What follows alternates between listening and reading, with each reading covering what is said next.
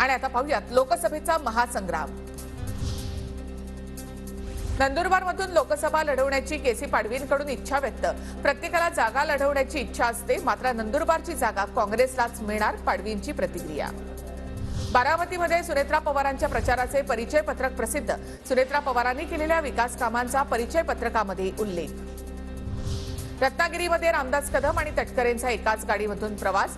रायगड लोकसभेचे युतीचे उमेदवार तटकरे असणार, रामदास कदम यांचं सूचक विधान।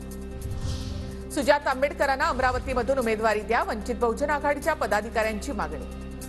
लोकसभा निवडणुकीच्या पार्श्वभूमीवर चंद्रकांत पाटलांच्या उपस्थितीमध्ये अमरावतीत भाजपची महत्त्वाची बैठकीआधी आमदार रवी राणांनी चंद्रकांत पाटलांची भेट घेतली। नवनीत राणांचा प्रचार सुरू झाल्याची रवी राणा यांची माहिती। पालघरमध्ये मनसे नेते बाळा नांदगावकर यांचा भावी खासदार असा बॅनर। मनसे कार्यकर्त्यांकडून नांदगावकर यांचा भावी खासदार असा उल्लेख। भाजप मित्र पक्षांच्या हातात धतुरा देणार, कर्माची फळं गद्दारांना भोगावीच लागणार।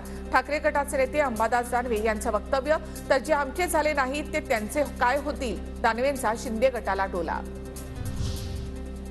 माझ्यासोबत विश्वासघातकी राजकारण केलं गेलं, मनात काही खंत आहेत त्या उघड करायच्या आहेत, उद्याच्या चिपळूणच्या सभेला या, भास्कर जाधव यांचं कार्यकर्त्यांना पत्राद्वारे आवाहन।